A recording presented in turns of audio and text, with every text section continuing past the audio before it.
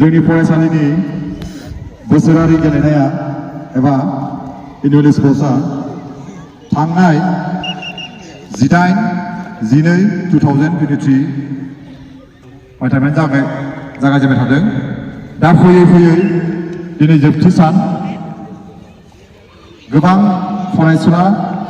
फरायसुलि बिथांमोनाबो बे बादायलायनायाव बाहागो लादों। दिनै जोङो फैयै फैयै हाबाफारिया फ्राय जोब्बायानो। बेनिखायनो दिनै जोङो गासिबो बादायलायनायाव जाय बिथांमोना बादायलायनायाव देरहासार जादोंमोन बिथांमोननिसिम जोङो गांसे सार्टिफिकेट आरो लोगोसे उइथ गंसे खरंजों जोङो मान बावनाय जागोन बा देरहासार जानायनि सिनायथिखौ होफानाय जागोन। बेनिखायनो नोंथांमोनखौ गाव गावनि मुंखौ लिंहरोब्ला फैनानै नोंथांमोना गाव गावनि बान्थाखौ नाजावनांगोन। आरो बादायलायनायाव जेननाय देरहानाय थाखायो, बाट जोङो सोलोंना लानांगोन। सोलोंनानै जोङो गियानखौ लानांगोन। अब्लासो जोङो इयुनाव बे गियानानो खामानि होगोन। बेनिखायनो बेबो मोनसे आयदा बा लेसनखा। नोंथांमोना बयबो बाहागो लादों, बेनिखायनो जोङो साबायखर बावनाय जाबाय। दा जों बान्था राननाय हाबाफारिखौ जागायजेननोसै। आं गिबियावनो खावलायगोन निडल उइथ थ्रेड देरहासार जानो हानाय बिथांमोननि मुंखौ फारिनो हांख्रायगोन आरो मुंखौ हांख्रायनाय लोगो लोगो नोंथांमोना गोख्रैनो फैनानै गाव गावनि बान्थाखौ नाजावनो हागोन। गिबियावनो खावलायगोन फागुनि बसुमतारी। फार्स्ट बिथाङा गावनि बान्थाखौ नाजावनो हागोन जोंनि गोजौ फरायसालिनि मानगोनां गाहाय फोरोंगिरि सारनि आखाइनिफ्राय। आखाइखौ नांगौ बयबो।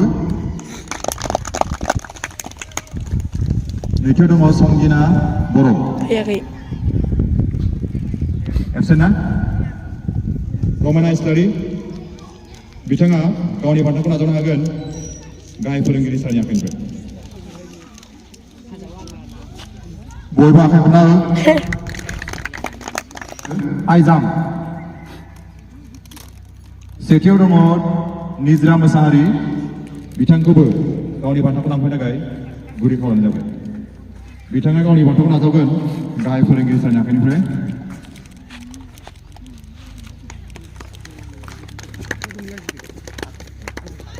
नैथियाव दङ रमिता बसुमतारी। बिथाङाबो गावनि बान्थाखौ नाजावगोन गाहाय फोरोंगिरि सारनि आखाइनिफ्राय। थामथियाव दङ अनिमा ब्रह्म। अनिमा ब्रह्म थामथियाव।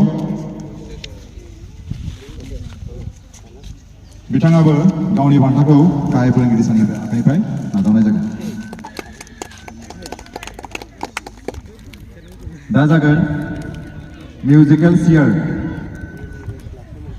सेथियाव मोननो हादों जासमि बसुमतारी। बिथाङा गावनि बान्थाखौ नाजावगोन गाहाय फोरोंगिरि सारनि आखाइनिफ्राय। नैथियाव दङ रमाना इस्लारि। बिथाङा नाजावगोन गावनि बान्थाखौ मुत्सर इस्लारि सारनि आखाइनिफ्राय। थामथियाव दङ दैमुस्रि बसुमतारी। बिथाङा गावनि बान्थाखौ नाजावगोन जुनुखा सारनि आखाइनिफ्राय।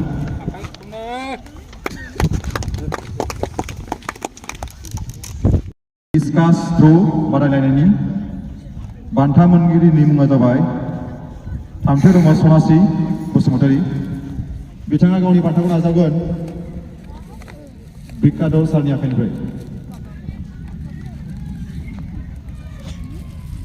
नैथियाव दङ निजरा मोसाहारि। बिथाङा गावनि बान्थाखौ नाजावगोन सुमेश्वर नार्जारिनि आखाइनिफ्राय।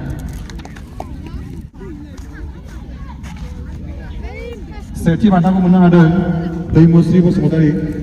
बिथाङा गावनि बान्थाखौ नाजावगोन गाहाय फोरोंगिरि सारनि आखाइनिफ्राय। डिस्कास थ्र'नि बान्था राननाया जोब्बाय। Relay race. सेथि बान्थाखौ मोननो हादों सन्जय बसुमतारी ग्रुप। सन्जय, मिथिसार, धरमवीर गावनि बान्थाखौ नाजावो बिथांमोना गाहाय फोरोंगिरिनि आखाइनिफ्राय नैथियाव दङ बिरसन ग्रुप बिरसन रुहन करिना नार्जारी नोंथांमोननि हान्जा फैनांगौ सनाश्री बसुमतारी मनालिसा बसुमतारी रमायना इस्लारि बिथांमोना रिले रेस बादायनायाव सेथि बान्था मोननो हादों नैथि बान्थाखौ मोननो हादों संगिना बर' जासमि बसुमतारी फागुनि बसुमतारी अनिमा ब्रह्म नोंथांमोनाबो गाव गावनि बान्थाखौ नाजावनो हागोन थामथि बान्थाखौ मोननो हादों रुहिनि बर' गीतांजलि बसुमतारी दैमुश्री बसुमतारी रमिता बसुमतारी नोंथांमोनाबो गाव गावनि बान्थाखौ ज'साव फैनानै नाजावनो हागोन फैयै बोसोरारि गेलेनाय हाबाफारिनि बान्था राननाय हाबाफारियाबो बेहायनो जोब्बायानो सान्दुङाव गोबां गोसाथार बेनिखायनो जेबो बुंला बेहायनो फोजोबबाय गोजोन्थों।